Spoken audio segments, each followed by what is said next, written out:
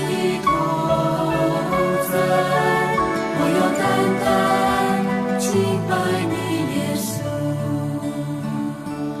我要敬拜敬拜敬拜我的主，我要敬拜敬拜敬拜我的主，我要跪下跪下在你宝座前，我要跪下跪下在你宝座前，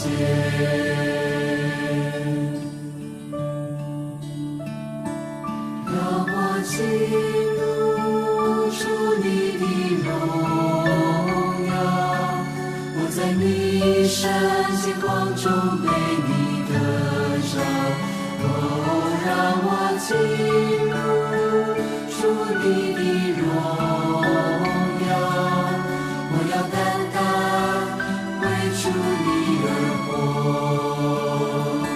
颂赞荣耀荣耀荣耀归羔羊，颂赞荣耀荣耀荣耀归羔羊，颂赞圣洁圣洁圣洁的真神，颂赞圣洁圣洁圣洁的真神，我要跪下跪下在你宝座前，我要跪下跪下在你宝座前，我要敬拜敬拜敬拜我的主，我要敬拜敬拜。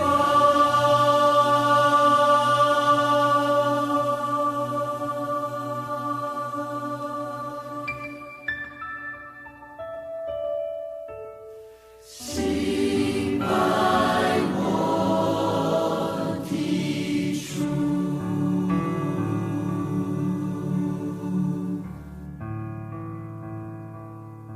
让我进入主你的同在，我与众天使围绕宝座敬拜，让我进入主你的同在，我要单单敬拜你耶稣，我要单单敬拜你耶稣，我要单单敬拜你耶稣。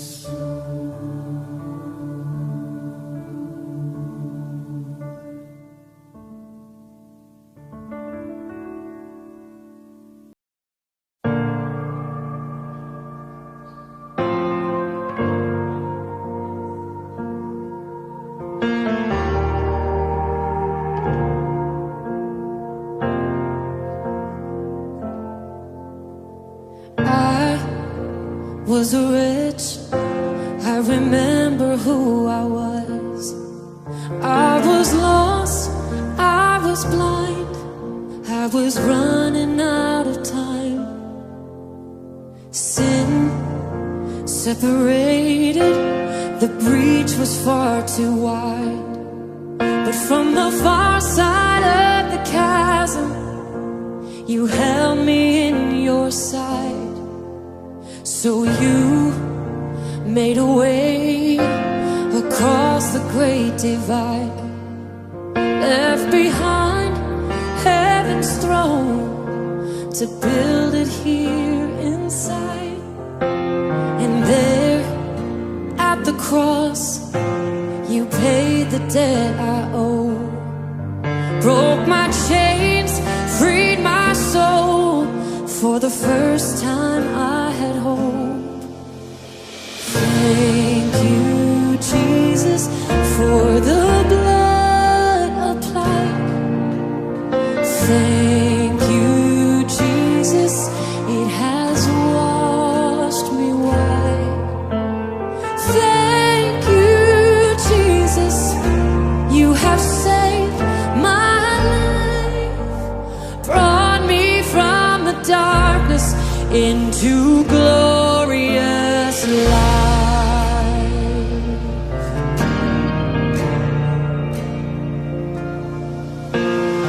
You took my place, laid inside my tomb of sin. You were buried for 3 days, but then you walked right out again. And now death has no sting, and life has no end. For I have been transformed by the blood of the Lamb. Thank you, Jesus, for the blood applied. Thank you, Jesus.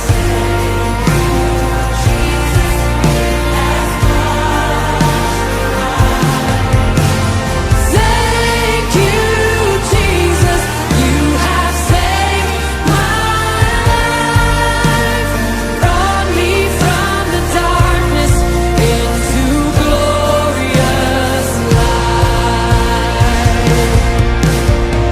There is nothing stronger than the wonder-working power of the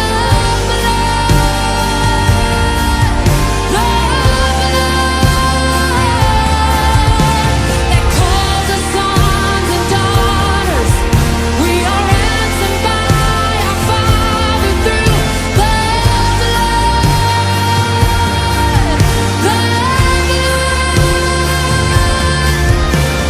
There is nothing stronger of the wonder-working power of the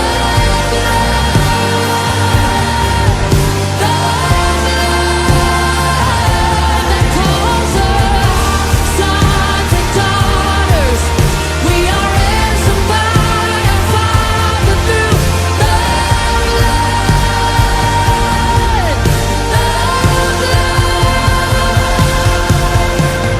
Thank you, Jesus, for the blood applied. Thank you, Jesus, wash me white.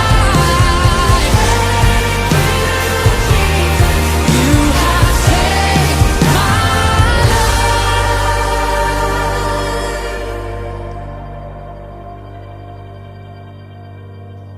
brought me from the darkness into glorious light.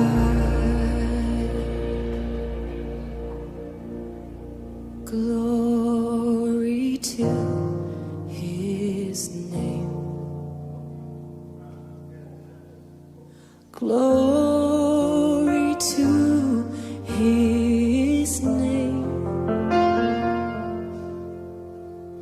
There to my heart was the blood applied. Glory to His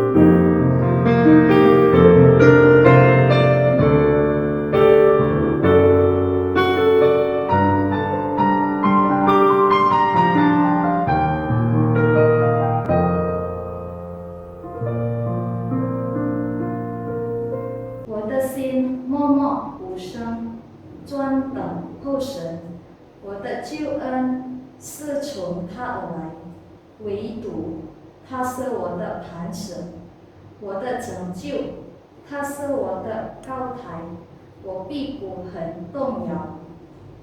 Hanya dekat Allah saja aku tenang, daripadanya keselamatanku. Hanya dialah gunung batuku dan keselamatanku, kota bentengku, aku tidak akan goyah. 请大家站立，我们一起来唱第一首诗歌，唯靠主耶稣的宝血。 Jemaat diundang berdiri, mari kita memuji Tuhan dengan pujian yang pertama, hanyalah darahnya Yesus.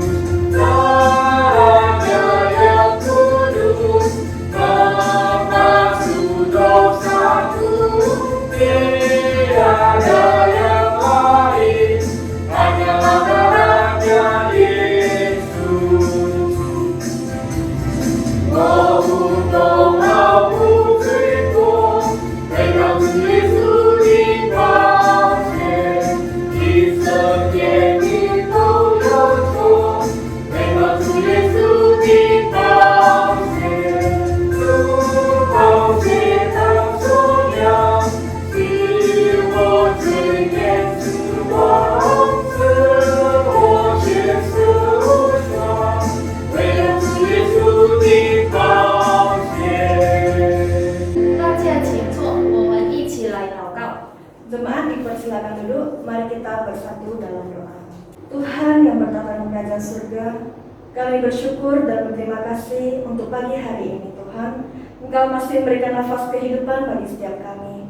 Kami bersyukur Tuhan kami diberikan hari lagi untuk kami boleh menikmati hidup ini dan juga menjalani kehidupan kami. Tuhan, saat ini kami menyerahkan kehidupan kami ke dalam tangan Tuhan. Terlebih lagi untuk pagi hari ini kami boleh kembali lagi memuji dan memuliakan nama-Mu Tuhan. Kiranya Kau memberkati setiap kami Tuhan, agar kami boleh mempersiapkan hati dan pikiran kami untuk melayani Engkau saja Tuhan. Terpujilah Engkau Juru Selamat kami yang hidup. Amin. 在圣洁的想念前，我们一谦卑的心来认罪祷告。首先，我们来唱第二首诗歌，唯有耶稣我所敬拜。 Di hadapan Tuhan yang Maha Kudus, marilah kita rendah hati mengakui dosa. Sebelumnya, marilah kita memuji Tuhan dengan pujian yang kedua, yang kusembah hanya Yesus.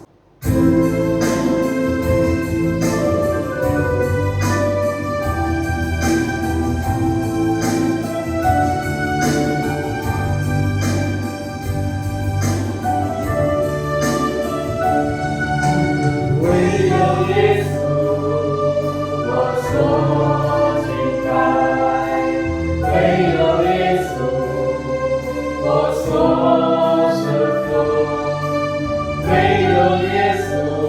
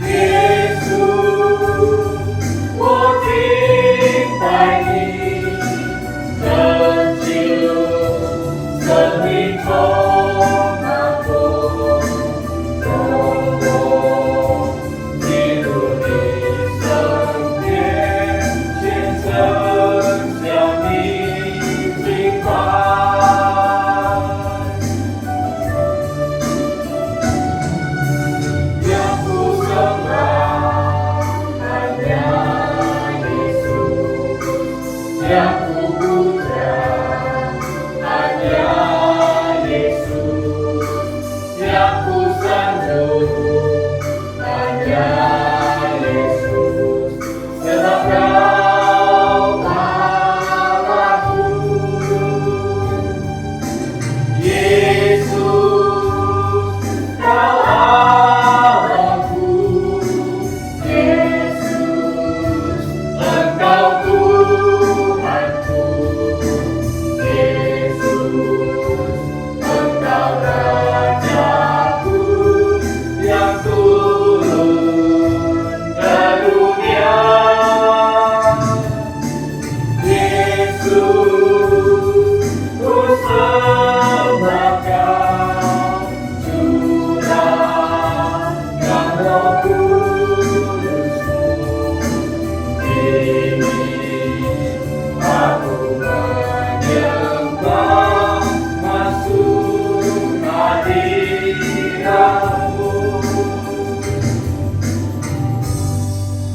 亲爱的弟兄姊妹，我们还没有认罪祷告之前，我们来读一段经文，在诗篇25篇第10到11节. Bapak Ibu yang terkasih dalam Tuhan, sebelum kita berdoa mengakui dosa kita masing-masing di hadapan Tuhan, marilah kita membaca satu perikop firman Tuhan yang diambil dari Mazmur 25 ayat 10 sampai 11. 我们一起来念。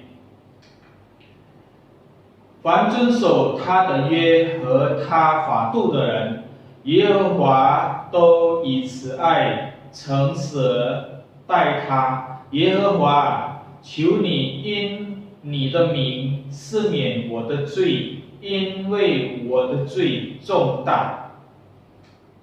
Segala jalan Tuhan adalah kasih setia dan kebenaran bagi orang yang berpegang pada perjanjiannya dan peringatan-peringatannya. Oleh karena nama-Mu, ya Tuhan, ampunilah kesalahanku, sebab besar kesalahan itu. 我们一起来祷告。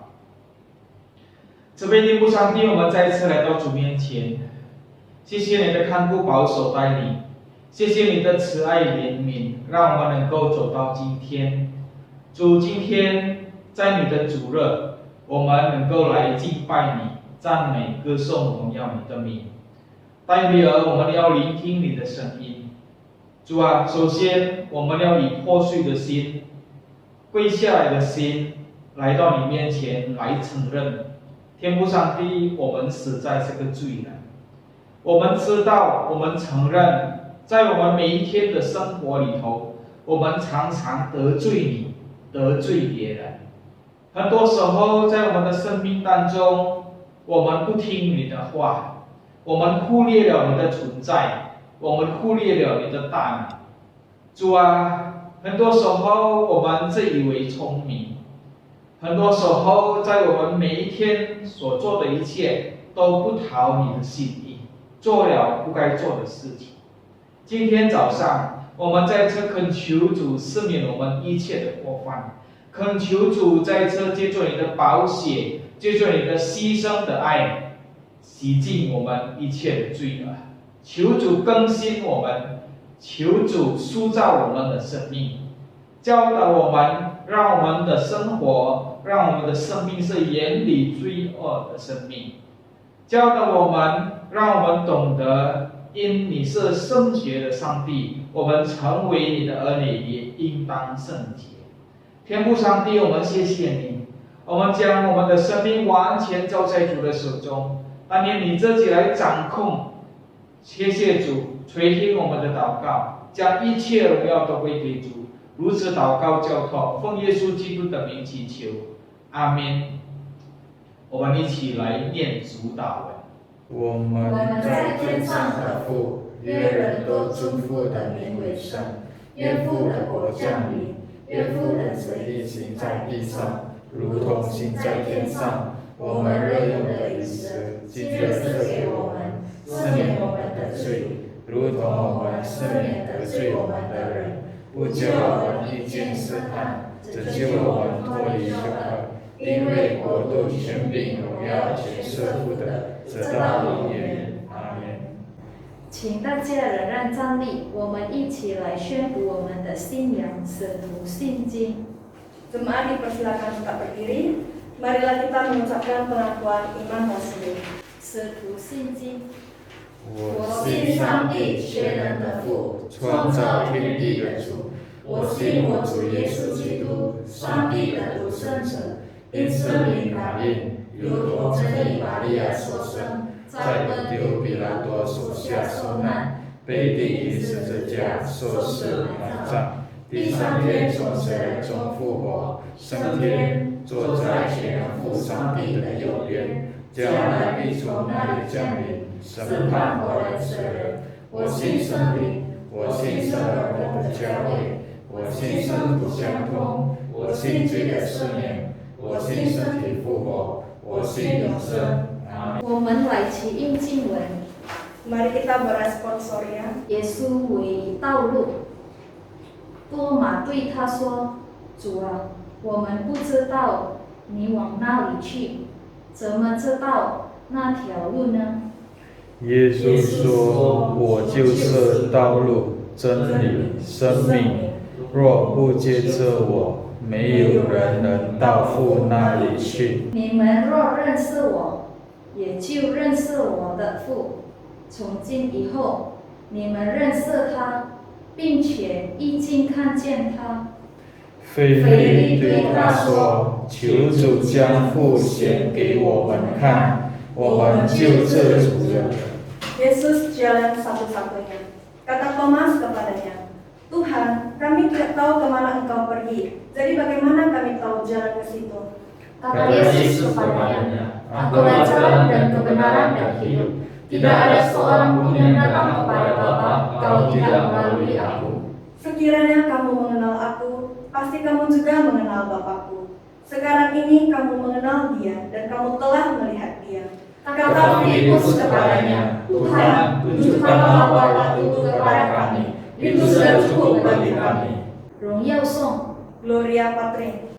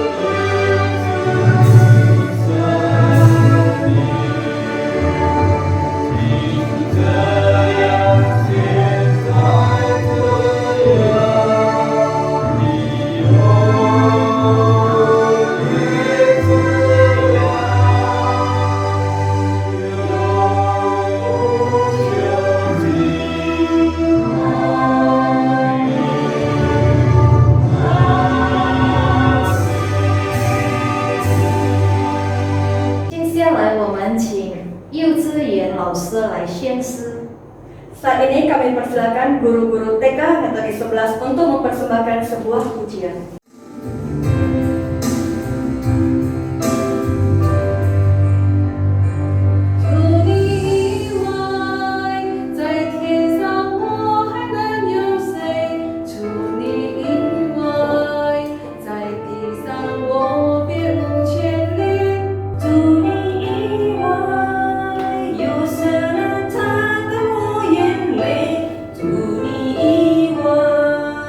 有谁能代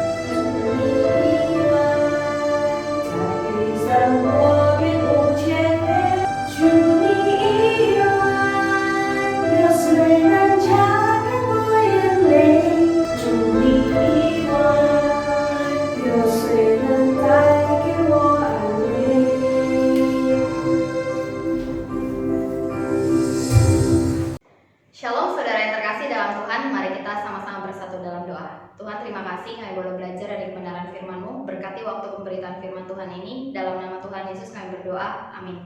Saudara yang terkasih dalam Tuhan, tema saya hari ini adalah hanya satu jalan, terambil dari Yohanes 14 ayat 1 sampai 14.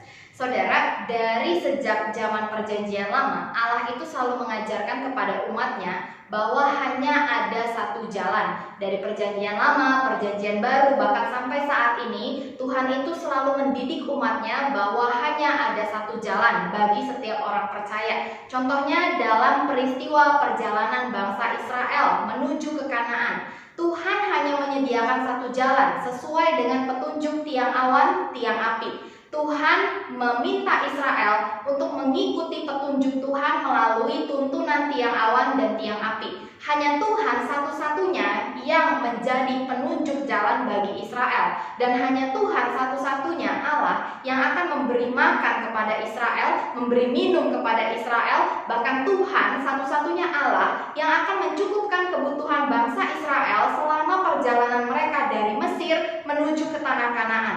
Bahkan di dalam segala persoalan yang terjadi di tengah-tengah bangsa Israel, Tuhan adalah Allah satu-satunya yang menyediakan solusi bagi bangsa Israel. Ketika mereka harus berperang melawan suku ini, suku itu, Tuhanlah yang berperang bagi mereka, dan Tuhanlah satu-satunya Allah yang menolong mereka. Saudara, ini menggambarkan bagi kita bahwa di dalam perjanjian lama, Tuhan itu selalu mau menjadi satu-satunya, dan Tuhan adalah satu-satunya yang dapat dipercayai oleh bangsa Israel, di mana mereka bisa menempuh perjalanan sampai ke tanah Kanaan itu hanya karena pertolongan Tuhan. Dan Tuhan ingin menunjukkan bahwa satu-satunya yang dapat dipercaya hanyalah Tuhan Allah Israel. Ini dalam perjanjian lama. Lalu dalam perjanjian baru, Tuhan juga mengajarkan kepada 12 murid bahwa satu-satunya jalan menuju ke dalam kerajaan sorga hanyalah melalui Kristus. Dan satu-satunya yang harus dikerjakan oleh para murid adalah memberitakan kerajaan sorga sampai ke ujung bumi, sampai akhir hidup mereka. Dimanapun mereka berada, ada satu pekerjaan yang harus dilakukan, yaitu memberitakan tentang kerajaan sorga. Nah saudara, ternyata tidak hanya dalam PL dan PB, Tuhan selalu mendidik umatnya untuk percaya hanya kepada satu jalan, satu Tuhan, satu penolong. Tetapi hingga saat ini, di dalam kebenaran firman Tuhan yang Anda dan saya miliki hari ini, firman Tuhan juga mengajarkan kepada kita bahwa kita harus menjadikan Tuhan sebagai satu-satunya jalan untuk menuju kehidupan yang kekal. Jadi saudara, dari perjanjian lama, perjanjian baru, sampai saat ini Tuhan mendidik kita untuk selalu setia pada satu Tuhan, satu jalan, dan satu kebenaran, yaitu di dalam Kristus. Nah saudara, mari sama-sama kita membaca di dalam Yohanes 14 ayat 1 sampai 14. Saya akan membacakannya untuk kita semua. Janganlah gelisah hatimu, percayalah kepada Allah, percayalah juga kepadaku. Di rumah Bapakku banyak tempat tinggal. Jika tidak demikian, tentu aku mengatakannya kepadamu.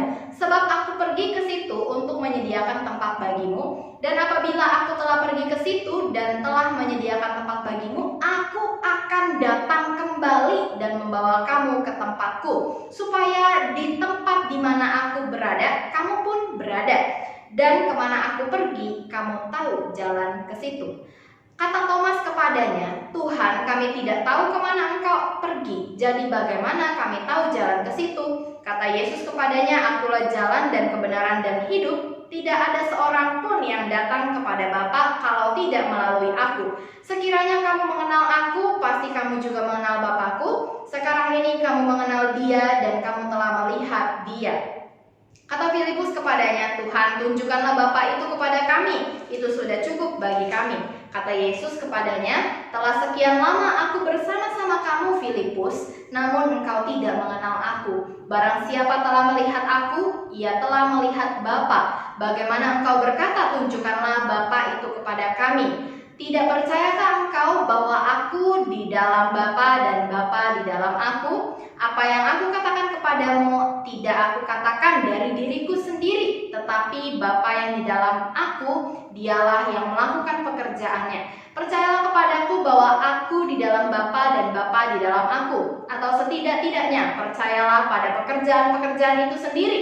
Aku berkata kepadamu, sesungguhnya barang siapa percaya kepadaku, ia akan melakukan juga pekerjaan-pekerjaan yang aku lakukan. Bahkan pekerjaan-pekerjaan yang lebih besar daripada itu, sebab aku pergi kepada Bapa. Dan apa juga yang kamu minta dalam namaku, aku akan melakukannya, supaya Bapa dipermuliakan di dalam Anak.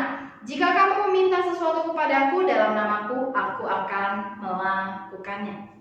Saudara, sedemikian jauh pembacaan firman Tuhan, tetapi dari perikop ini saya ingin membagikan 3 hal yang akan kita pelajari tentang menjadikan Kristus sebagai satu-satunya jalan. Saudara, Yohanes pasal 14 ayat 1-14 ini dituliskan di detik-detik di mana Yesus akan ditangkap untuk disalibkan. Pada malam itu Yesus bersama dengan murid-muridnya mengadakan perjamuan terakhir. Jadi pesan ini khusus untuk murid-murid Yesus, 12 murid Yesus. Yesus membagikan pesan, ada pesan yang khusus untuk 12 murid dan ada pesan yang disiarkan oleh Yesus kepada semua orang. Jadi kalau pesan yang ini adalah pesan yang dikhususkan untuk setiap murid Kristus. Sampai sekarang hari ini setiap orang percaya juga adalah murid Kristus.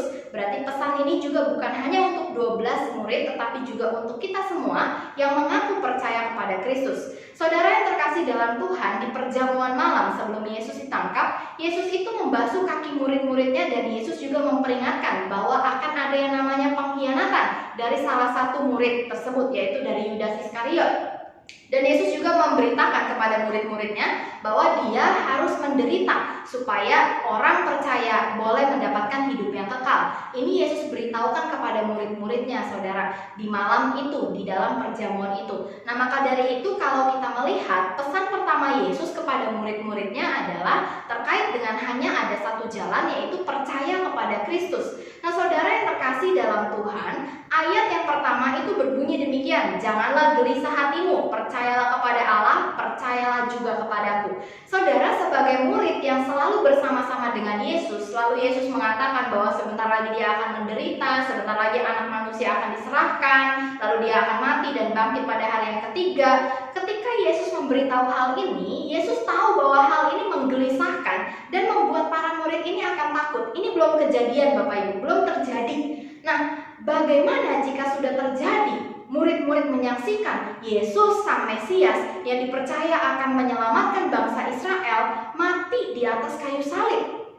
Apa yang akan terjadi di dalam benak para murid? Bisa jadi mereka kehilangan kepercayaan mereka, bisa jadi mereka meninggalkan Kristus. Itu sangat bisa terjadi karena satu-satunya Mesias yang mereka harapkan, yang mereka percaya, yang mereka andalkan mati di atas kayu salib. Walaupun Yesus sudah memberitakan, sudah memberitahu bahwa dia akan bangkit pada hari yang ketiga, tetapi pemandangan di atas kayu salib itu sangat menakutkan, Bapak Ibu, sehingga bisa jadi murid-murid ini jatuh imannya ketika melihat Yesus mati di atas kayu salib. Nah, jadi saudara, perintah pertama Yesus kepada murid-muridnya adalah percayalah kepada Kristus. Jangan gelisah hatimu, percayalah kepada Allah, percayalah juga kepadaku. Jadi sekalipun apapun yang akan terjadi di depan, murid-murid ini diminta untuk percaya kepada Kristus dan janjinya. Saudara, kalau kita lihat ayat 1, Yesus meminta murid-murid untuk percaya kepadanya. Lalu ayat 2 dan ayat 4 itu ditunjukkan bahwa Yesus ini memiliki janji yang kekal bagi murid-muridnya, ya. Yesus akan pergi ke suatu tempat, tetapi dia tidak akan pergi selamanya. Dia pergi ke suatu tempat untuk menyediakan tempat tinggal bagi murid-muridnya di dalam kerajaan sorga. Nah, jadi saudara yang terkasih dalam Tuhan, Yesus ini meminta murid-muridnya untuk percaya kepada dia dan percaya kepada janjinya. Nah, jadi saudara, apapun yang nanti akan terjadi di depan, Yesus meminta murid-muridnya untuk berpegang teguh pada kepercayaan pada Kristus dan juga pada janji Kristus. Saudara yang terkasih dalam Tuhan, sebetulnya ini sama kondisinya dengan hidup kita hari ini yang tidak menentu. Hari ini kita baik, besok bisa jadi ada kondisi buruk yang menimpa kehidupan kita. Hidup kita ini tidak menentu Bapak Ibu. Tidak ada yang bisa memprediksi bahwa hari esok kehidupan kita masih baik-baik saja. Bisa jadi besok akan ada sesuatu yang menggoncang iman kita. Bisa jadi besok akan ada suatu peristiwa yang begitu besar terjadi dalam hidup kita, menggoncang seluruh kehidupan kita, bahkan membuat kita seolah-olah tidak ada harapan lagi. Saudara yang terkasih dalam Tuhan, hal-hal yang mengejutkan selalu bisa terjadi di dalam hidup kita. Kita selalu sering kali dapat surprise di dalam kehidupan kita ya. Kalau dapat surprise yang menyenangkan tentu kita senang gitu ya. Tiba-tiba besok naik jabatan ya, tiba-tiba besok naik gaji 2 kali lipat. Siapa yang tidak senang jika seperti itu? Semua pun senang. Nah, tetapi kalau misalnya kita dapat surprise atau kejutan yang tidak menyenangkan, misalnya kita divonis terkena sakit penyakit, atau misalnya kita diberi surat PHK, saudara, itu kejutan-kejutan yang tidak menyenangkan dan membuat kita tergoncang. Bahkan kehidupan kerohanian kita pun seringkali tergoncang ketika kita mendapatkan kejutan-kejutan yang tidak menyenangkan ini. Tetapi saudara, sekali lagi saya mau katakan, pesan Yesus bukan hanya untuk murid-muridnya yang 12 ini, tetapi juga untuk kita. Di tengah hidup yang tidak pasti, di tengah hidup yang banyak kejutan ini, jangan sampai kita kehilangan kepercayaan pada Kristus dan kepercayaan pada janjinya. Kristus juga meminta murid-muridnya percaya bahwa sekalipun Kristus ada di sorga, itu bukan berarti murid-muridnya ditinggalkan atau diabaikan. Nah saudara, Yesus naik ke surga itu bukan berarti dia tidak ada koneksi lagi dengan murid-muridnya yang ada di dalam dunia. Yesus memang ada di sorga, tetapi janjinya adalah dia akan menyertai kita sampai selama-lamanya, bahkan sampai kita nanti bertemu dengan Tuhan untuk yang kedua kalinya. Nah jadi saudara, kita dapat mengerti di sini bahwa ketika sekalipun Yesus dengan murid-muridnya nanti akan berpisah, Yesus naik ke surga, murid-murid tetap ada di dalam dunia ini, tetapi itu bukan berarti Kristus lepas tangan terhadap kita semua. Saudara yang terkasih dalam Tuhan, Kristus adalah Allah yang Maha Kasih, Allah yang menciptakan manusia, dan dia begitu mengasihi manusia. Dia ada di sorga sekalipun, kasihnya tetap bisa kita rasakan di dalam dunia ini. Jadi sekalipun Kristus ada di sorga, kita ada di dalam dunia, jangan kita berpikir Kristus mengabaikan kita, Kristus meninggalkan kita, dia jauh di sana, saya ada di sini. Apakah betul dia mendengar segala seruan dan doa saya? Saudara yang terkasih dalam Tuhan, Alkitab selalu menunjukkan Allah tidak pernah sekalipun mengabaikan umatnya atau meninggalkan umatnya. Sejahat-jahatnya Israel, sejatuh-jatuhnya Israel ke dalam dosa, apakah Tuhan meninggalkan? Tuhan tidak meninggalkan. Tetapi Tuhan tetap berfirman kepada Israel, bangsa yang jatuh ke dalam dosa itu. Demikian juga kepada kita, sampai hari ini kita tidak ditinggalkan. Sekalipun Kristus telah naik ke surga, tetapi kita tidak ditinggalkan dan kita tidak diabaikan oleh Kristus. Kita dapat merasakan bahwa Kristus ada bersama-sama dengan kita. Kita tidak pernah dicuekin oleh Tuhan. Nah jadi saudara, ini yang Yesus mau murid-murid untuk percaya pada Tuhan, percaya pada janjinya. Lalu juga Yesus mau supaya murid-murid percaya bahwa Kristus akan datang kedua kalinya dan murid Kristus akan ada bersama-sama dengan Kristus selamanya di dalam kerajaan sorga. Saudara yang terkasih dalam Tuhan, terkadang banyak orang gitu ya berpikir bahwa kedatangan Kristus kedua kalinya itu hanyalah fiktif belaka. Kalau kita nonton film, biasanya ada film-film yang diangkat dari kisah nyata lalu dijadikan film, tapi ada pesan juga terkadang terhadap beberapa film yang memang tidak nyata, ceritanya hanya karangan. Nah tetapi saudara yang terkasih dalam Tuhan, cerita Yesus tentang bagaimana dia nanti akan datang kembali ke dalam dunia menjemput kita untuk hidup di dalam kerajaan sorga, itu bukanlah fiktif belaka. Ini dikatakan Yesus kepada ke-12 muridnya. Mari kita membaca bersama-sama di dalam ayatnya yang ketiga. Dan apabila aku telah pergi ke situ dan telah menyediakan tempat bagimu, aku akan datang kembali dan membawa kamu ke tempatku, supaya di tempat di mana aku berada, kamu pun berada. Saudara, ini merupakan janji Tuhan bagi para murid. Para murid ke depannya tidak mungkin menghadapi hal yang enak-enak saja. Sebagai murid Kristus, mereka akan menghadapi berbagai-bagai persoalan, kesulitan, pergumulan, bahkan harus ada yang sampai mengorbankan nyawanya hanya untuk pemberitaan firman Tuhan. Nah saudara, pergumulan murid-murid ini tidak boleh menggoncang iman mereka. Karena apa? Mereka adalah orang-orang yang akan hidup kekal bersama dengan Kristus. Nah saudara, janji Kristus untuk membawa mereka ke dalam kehidupan yang kekal ini berlaku hanya kepada mereka yang setia pada Kristus sampai akhir hidup mereka. Nah jadi saudara yang terkasih, bagaimana dengan kita hari ini? Kita juga adalah murid Kristus dan kita juga ada di tengah-tengah pergumulan. Kita ada di tengah-tengah hidup yang tidak mudah. Kita ada di tengah-tengah hidup yang penuh persoalan, saudara. Nah, saudara, di tengah-tengah hidup yang penuh persoalan ini, terkadang kita sulit untuk percaya kepada Tuhan. Bahkan terkadang kita sulit percaya akan janji Tuhan bahwa suatu hari nanti Tuhan akan membawa kita kepada kehidupan yang kekal. Saudara, terkadang di tengah kesulitan kita tidak berharap kepada hidup yang kekal. Tetapi yang kita harapkan adalah supaya masalah ini cepat kelar, supaya masalah ini cepat berlalu, supaya kesulitan ini segera menemukan solusi sehingga hidup saya bisa nyaman lagi.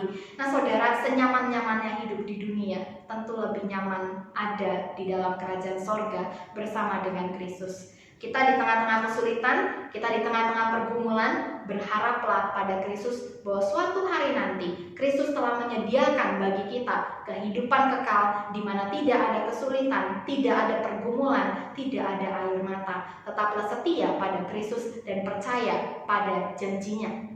Saudara yang terkasih dalam Tuhan, Pak Benny Solihin kemarin sempat upload di Instagram sebuah perkataan-perkataan yang menurut saya secara pribadi sangat menghiburkan iman kita di tengah pergumulan yang sedang kita jalani. Berbunyi demikian perkataannya: setelah meredakan angin ribut, Yesus menegur murid-muridnya. Mengapa kamu begitu takut? Mengapa kamu tidak percaya? Tetap tenang dan percayalah, segala sesuatu ada di bawah kuasanya. Saudara, hari ini mungkin kita di tengah-tengah badai pergumulan, di tengah badai kekecewaan, di tengah badai masalah. Saya tidak tahu masalah saudara, tetapi saya tahu kita semua punya masalah kita sendiri. Nah, tetapi saudara, di tengah-tengah permasalahan ini, apakah kita tetap percaya pada Kristus dan janjinya? Apakah kita tetap berharap bahwa Kristus suatu hari nanti akan datang membawa kita ke dalam kerajaan sorga, di mana tidak ada lagi ratap dan tangis yang kita rasakan ketika kita hidup bersama-sama dengan Kristus nanti? Saudara, percayalah kepada Kristus dan percayalah kepada janjinya di tengah pergumulan hidup yang sedang saudara alami. Saudara, hal kedua yang akan kita pelajari adalah bahwa hanya Kristus jalan dan kebenaran dan hidup. Nah saudara, ini ada di dalam ayatnya yang ke-6. Kata Yesus kepadanya, "Akulah jalan dan kebenaran dan hidup. Tidak ada seorang pun yang datang kepada Bapa kalau tidak melalui aku." Saudara, kata "akulah jalan" ini menunjukkan bahwa tidak ada pilihan jalan lain. Yesus tidak mengatakan, "Aku adalah salah satu jalan." Tidak. Tetapi Yesus dengan tegas mengatakan, "Akulah jalan." Berarti hanya akulah, hanya Yesuslah satu-satunya jalan menuju ke dalam kerajaan sorga. Dan Yesus juga menyatakan bahwa dirinya adalah satu-satunya jalan dan kebenaran dan hidup. Berarti setiap murid Tuhan harus mengenal Yesus sebagai satu-satunya jalan. Jalan kemana? Jalan kepada kebenaran. Maka dari itu murid Kristus harus membaca firman Tuhan supaya dia peka terhadap kebenaran-kebenaran yang Kristus mau ada di dalam kehidupan setiap umat percaya. Kalau orang percaya sudah tidak pernah membaca Alkitab, tidak menjadikan Alkitab sebagai satu kebenaran di dalam hidupnya, maka sudah pasti jalan yang dia tempuh bukanlah jalan yang berdasarkan firman Tuhan. Ada orang yang tebak-tebakan kayaknya ini sesuai deh sama firman Tuhan, tapi dia tidak pernah baca firman Tuhan. Nah saudara, untuk menjadikan Kristus sebagai satu-satunya jalan, ini harus dimodali dengan relasi yang dekat dengan Tuhan, membaca firman Tuhan, karena firman Tuhanlah satu-satunya sumber kebenaran di dalam kehidupan kita. Untuk memperoleh hidup yang kekal, kita harus berjalan di dalam kebenaran firman Tuhan. Saudara yang terkasih dalam Tuhan, ada lagu sekolah minggu itu yang berbunyi demikian. Di dalam dunia ada dua jalan, lebar dan sempit, mana kau pilih? Yang lebar api, jiwamu mati, tapi yang sempit, hidup berglori. Saudara, lagu ini seolah-olah mengajarkan setiap jalan yang sempit, setiap jalan yang susah, itu pasti ujungnya surga. Tetapi kalau jalan yang lebar, jalannya enak, jalannya nyaman ya, itu pasti ujungnya neraka. Saudara, sebetulnya apa sih yang diajarkan dari lagu ini? Lagu ini sebetulnya mau mengingatkan kepada kita, terkadang kenyamanan di dalam hidup itu belum tentu sesuai kebenaran firman Tuhan. Tetapi jangan juga kita jadi berpikir bahwa orang-orang yang hidupnya nyaman itu sudah pasti tidak sesuai kebenaran firman Tuhan. Pemikiran ini juga salah karena bisa didasari dari rasa iri hati. Kita iri terhadap orang-orang yang hidupnya lebih nyaman dari kita, lalu kita menuding bahwa hidup yang nyaman itu tidak sesuai kebenaran firman Tuhan. Saudara, Tuhan itu selalu memberikan keseimbangan di dalam hidup kita ya. Kadang hidup kita nyaman, tapi kadang hidup kita juga sulit. Percayalah, orang yang hidupnya kita lihat nyaman hari ini pun dia memiliki kesulitannya sendiri. Jadi jangan sampai kita dengan mudah menghakimi kenyamanan hidup seseorang sebagai jalan yang menuju ke hidup di neraka. Jangan seperti itu. Saudara yang terkasih dalam Tuhan, ini artinya apa sih buat kita? Artinya itu begini Bapak Ibu, mau jalannya susah atau gampang, kalau tidak ada Kristus di dalamnya, maka ujungnya pasti mau. Jangan kita terlalu mudah untuk menghakimi jalan hidup seseorang gitu ya Bapak Ibu. Mau jalannya gampang atau sulit, kalau tidak ada Kristus di dalamnya, maka ujungnya pasti mau. Koreksi jalan hidup kita hari ini. Jangan koreksi jalan hidup orang lain. Koreksi jalan hidup kita ya. Apakah kita ada di jalan yang sempit atau di jalan yang lebar? Hidup kita lagi nyaman atau hidup kita lagi enak nih? Hidup kita lagi nyaman atau hidup kita lagi banyak masalah nih ya. Nah saudara, kalau ada di jalan sempit, adakah Kristus di jalan itu? Kalau tidak ada, ya berarti sama aja bohong gitu ya. Tapi kalau kita lagi ada di jalan yang lebar, jalan yang nyaman, mari kita juga bertanya, apakah ada Kristus di dalam kenyamanan itu? Apakah kita memuliakan Dia di dalam kenyamanan itu? Kalau tidak memuliakan Tuhan, ya ujungnya pasti maut juga. Jadi saudara, mau jalannya gampang atau susah, ingat, harus ada Kristus di dalamnya. Maka kita tahu kemana ujungnya. Nah jadi saudara yang terkasih dalam Tuhan, hanya Kristuslah jalan dan kebenaran dan hidup. Jadi saudara yang terkasih, mari sama-sama kita percaya bahwa hanya di dalam Kristuslah kita mendapatkan kebenaran dan hidup yang kekal. Lalu saudara yang terkasih dalam Tuhan, hal ketiga adalah hanya ada satu jalan. Setelah kita tahu bahwa Yesus ini adalah Allah yang bisa kita percaya janjinya, bisa kita percaya ya. Nah, kita harus percaya juga bahwa Dia adalah jalan dan kebenaran dan hidup. Nah, sekarang ketika kita sudah percaya bahwa Kristus adalah jalan, kebenaran dan hidup, mari kita juga sama-sama menggunakan hidup kita untuk melakukan pekerjaan Tuhan. Di dalam segala pekerjaan yang hari ini kita lakukan, mari kita punya satu visi misi, yaitu memuliakan Tuhan di dalam setiap pekerjaan yang dipercayakan Tuhan hari ini. Saudara, kalau kita melihat di dalam ayat yang ke-12, Yesus itu berkata demikian kepada murid-muridnya, "Aku berkata kepadamu, sesungguhnya barang siapa percaya kepadaku, ia akan melakukan juga pekerjaan-pekerjaan yang aku lakukan, bahkan pekerjaan-pekerjaan yang lebih besar daripada itu, sebab aku pergi kepada Bapa." Jadi saudara yang terkasih, Yesus ini menyimpulkan begini, kalau orang percaya pada Kristus, pasti melakukan pekerjaan Kristus. Tapi kalau orang tidak melakukan pekerjaan Kristus, dia sudah pasti tidak percaya pada Kristus. Nah jadi saudara, ini sangat mudah gitu untuk dipahami, dibolak-balik gitu ya. Percaya Kristus, lakukan pekerjaan Kristus. Kalau nggak percaya Kristus, ya dia tidak akan melakukan pekerjaan Kristus.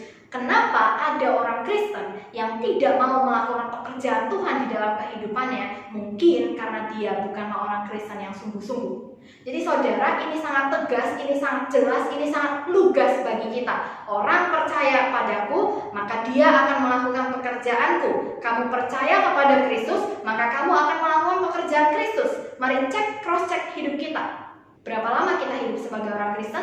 Apakah kita setia melakukan pekerjaan Tuhan di dalam kehidupan kita?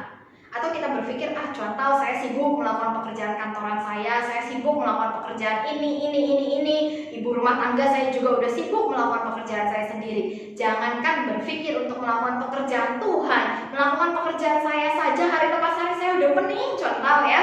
Nah, saudara-saudara yang terkasih dalam Tuhan, melakukan pekerjaan Tuhan itu bukan berarti saudara harus khotbah ya, harus melayani Tuhan seperti ini, tetapi melakukan pekerjaan Tuhan itu sangat luas, Bapak Ibu. Ada orang yang melakukan pekerjaan Tuhan dengan cara melayani di gereja, tetapi ada juga orang yang melakukan pekerjaan Tuhan dengan memberitakan Injil, menjadikan hidupnya sebagai kesaksian bagi orang di sekitarnya. Melalui sikap hidupnya, melalui cara bicaranya, melalui cara hidupnya, dia membagikan kasih Kristus melalui kehidupannya sehari-hari. Ini juga termasuk di dalam melakukan pekerjaan Tuhan.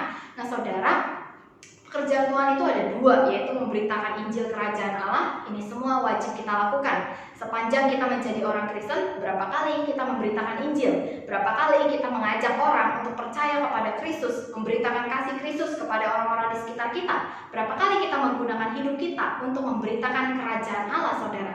Jika sampai hari ini kita belum memberitakan Kerajaan Allah, maka mulai hari ini mari kita sama-sama belajar untuk melakukan pekerjaan Kristus di dalam kehidupan kita dengan memberitakan Kerajaan Allah.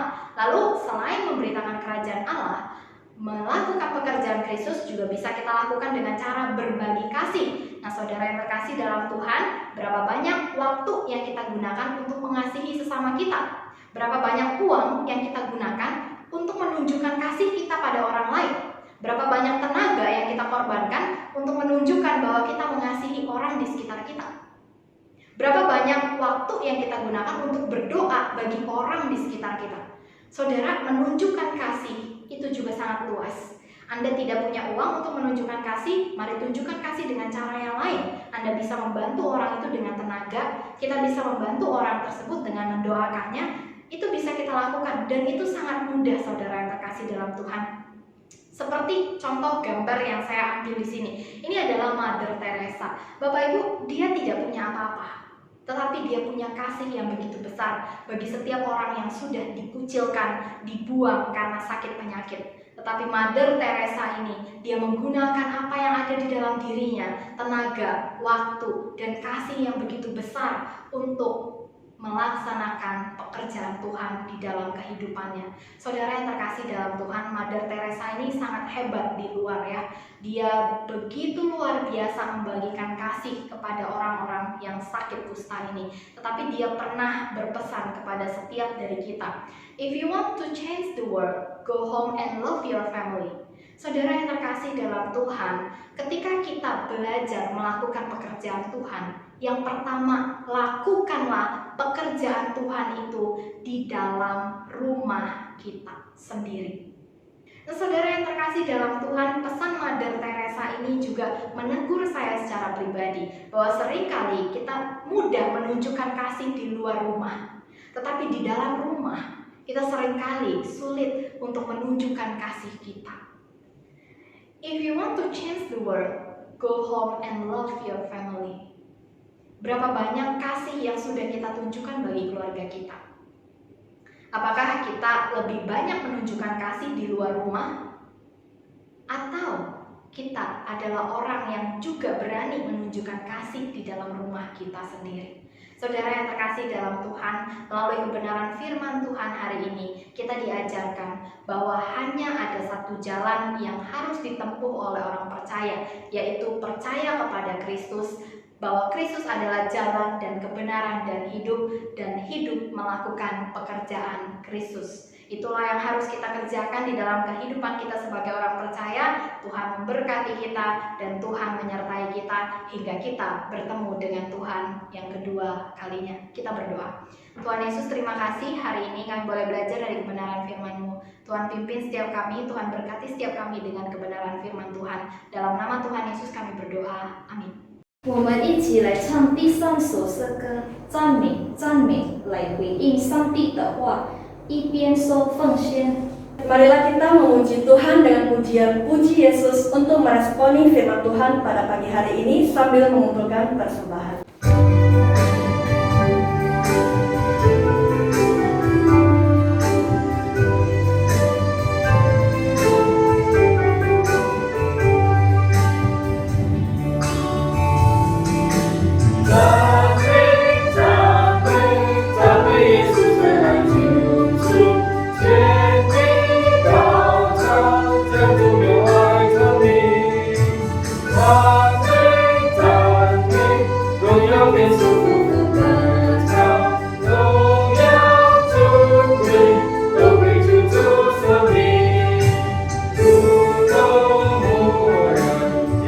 保护他笑颜，拥抱旁边，做了万宝抚养。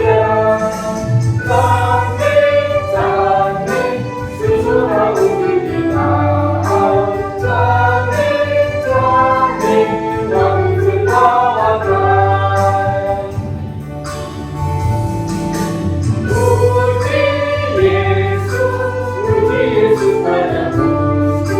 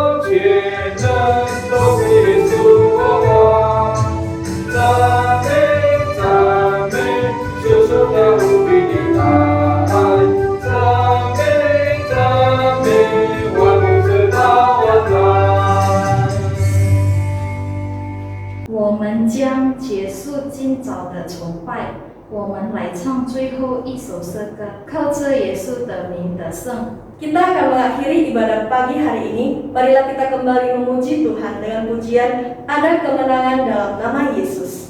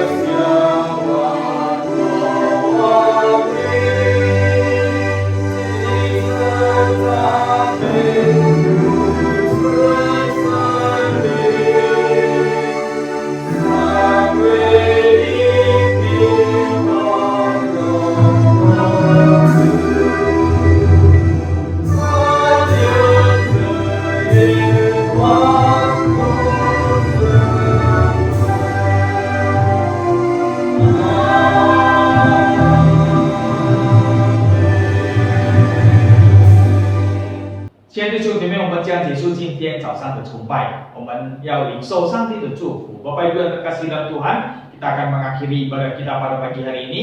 Kita akan menerima berkat yang daripada Tuhan bersama-sama. 但愿我们主耶稣基督的恩惠、上帝的慈爱怜悯、圣灵的感动与充满，常与大家同在，从今直到永永远远。Anugerah daripada Tuhan kita Yesus Kristus, kasih sayang dari Allah Bapa di surga, serta persekutuan dengan Roh Kudus yang selalu menyertai, melindungi, dan memberkati saudara-saudari sekalian, mulai hari ini, besok, sampai selama-lamanya. Amin.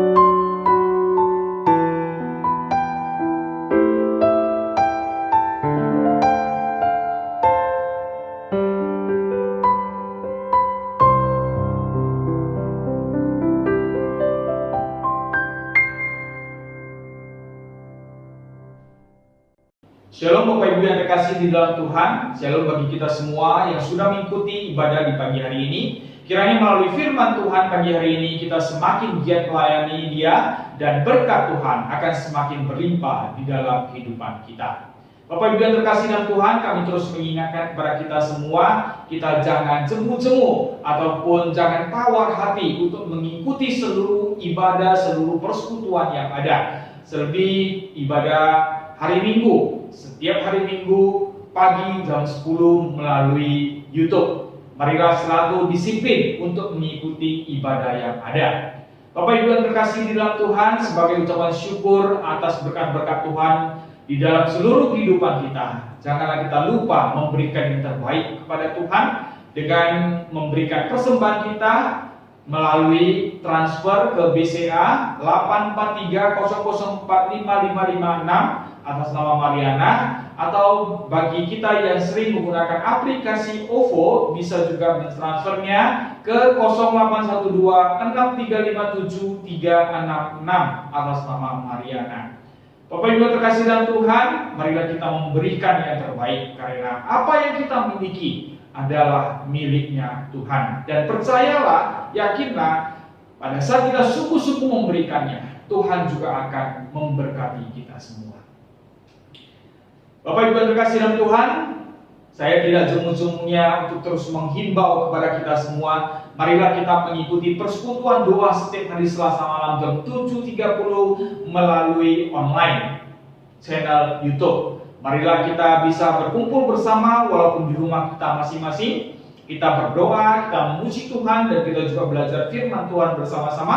Dengan demikian kerohanian kita semakin dewasa dan kehidupan kerohanian kita semakin bertumbuh. Tentunya pada saat kita bisa berkumpul bersama, berdoa bersama, kita akan semakin dikuatkan. Bapak Ibu terkasih dalam Tuhan, bagi kita di rumah yang memiliki anak kecil dari PG sampai SD, marilah kita terus menghimbau mereka untuk mengikuti kegiatan anak sekolah minggu online setiap hari Minggu pagi jam 8 melalui situs YouTube yang akan dipimpin oleh guru-guru sekolah minggu dengan kegiatan-kegiatan yang mengasihkan dan juga ada kuis berhadiah. Marilah kita sebagai orang tua untuk selalu membawa anak-anak kita ke jalannya Tuhan, sehingga Tuhan terus memberkati mereka hingga dewasanya nanti. Dan bagi kita di rumah yang ada anak muda-mudi, juga ingatkan mereka mengikuti kegiatan muda-mudi setiap hari Minggu malam jam 7.15 yang akan dipimpin oleh Contoh Taya melalui aplikasi Zoom, Google Meet ataupun YouTube. Biarlah muda-mudi juga bisa datang ke hadapan Tuhan dan mengenal Tuhan, terlebih mengerti akan kehendak Tuhan di dalam kehidupannya. Bapak Ibu terkasih dalam Tuhan, masa pandemi yang belum berakhir, tetapi kita bersyukur oleh karena vaksin yang mulai disebarkan. Kiranya kita jangan berdalih untuk tidak menerima vaksin. Vaksin diberikan, vaksin ada, juga adalah seizin Tuhan supaya kita bisa terhindar dari virus corona. Tentunya kita tetap harus mengikuti protokol kesehatan yang ditetapkan oleh pemerintah. Jangan berpikir setelah divaksin maka sudah kebal. Belum tentu Bapak Ibu yang terkasih dalam Tuhan. Vaksin diberikan kepada kita dengan arti bahwa kita lebih memiliki ketahanan tubuh, ataupun kita tidak akan begitu rentan diserang oleh virus corona tersebut. Jadi Bapak Ibu yang terkasih dalam Tuhan, vaksin kita terima, tetapi kita tetap harus mengikuti protokol kesehatan dengan menjaga jarak antara satu dengan yang lainnya, selalu memakai masker dimanapun kita berada, terlebih bagi kita yang kurang sehat, kemudian rajin cuci tangan, dan makan makanan bergizi, berprotein, dan ambil waktu untuk olahraga. Dan untuk sementara, dan saya tetap mengingatkan, ingat untuk selalu menahan diri, bersabar untuk tidak berada di tempat keramaian. Bapak Ibu yang terkasih dalam Tuhan, bagi kita yang sering berbelanja, jangan lupa memakai sarung tangan demi kesehatan kita. Sekali lagi, pada saat kita menjaga diri kita sendiri, kita juga ikut menjaga kesehatan orang lain. Demikian Bapak Ibu yang terkasih dalam Tuhan, ibadah kita pada pagi hari ini, dan warta singkat kepada kita semua. Kiranya Tuhan terus memberkati kita, dan kita akan bertemu kembali di kebaktian ibadah online minggu depan. Shalom, Tuhan memberkati. Selamat datang dalam kuis Siapakah Aku Part 2.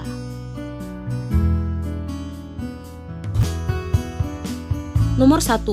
Aku adalah seorang laki-laki. Ayahku bernama Herodes. Aku pernah menggantikan ayahku menjadi seorang raja di Yudea. Siapakah aku? Nomor 2. Aku adalah seorang laki-laki. Aku salah satu dari 12 murid Yesus. Pekerjaanku adalah penjala ikan. Nama saudaraku Simon Petrus. Siapakah aku? Nomor 3. Aku adalah ayah dari Yohanes dan Yakobus, murid Tuhan Yesus. Pekerjaanku adalah penjala ikan. Siapakah aku? Nomor 4. Aku adalah seorang laki-laki. Nama lainku adalah Lewi. Pekerjaanku pemungut cukai. Aku meninggalkan pekerjaanku untuk mengikut Yesus. Siapakah aku? Nomor 5. Aku adalah salah satu dari murid Yesus. Aku pernah tidak percaya ketika Yesus berjalan di atas air. Lalu aku meminta Yesus untuk menyuruh aku juga berjalan di atas air. Siapakah aku? Nomor 6. Aku adalah ibu dari Yohanes Pembaptis. Nama suamiku Sakaria. Siapakah aku? Nomor 7. Aku adalah seorang kepala rumah ibadat. Anakku pernah dibangkitkan oleh Tuhan Yesus ketika ia mati. Siapakah aku? Nomor 8. Aku adalah seorang laki-laki yang terpilih untuk menggantikan Yudas Iskariot untuk menjadi murid Tuhan Yesus dengan cara diundi. Siapakah aku? Nomor 9. Aku adalah istri dari Ananias yang pernah berbohong soal hasil penjualan tanah kami. Siapakah aku? Nomor 10. Aku adalah seorang laki-laki yang pernah bercakap-cakap dengan Tuhan Yesus tentang kelahiran kembali. Siapakah aku? Nomor 11. Ayahku bernama Timeus. Aku adalah pengemis buta yang pernah disembuhkan oleh Tuhan Yesus ketika keluar dari kota Yeriko. Siapakah aku? Nomor 12.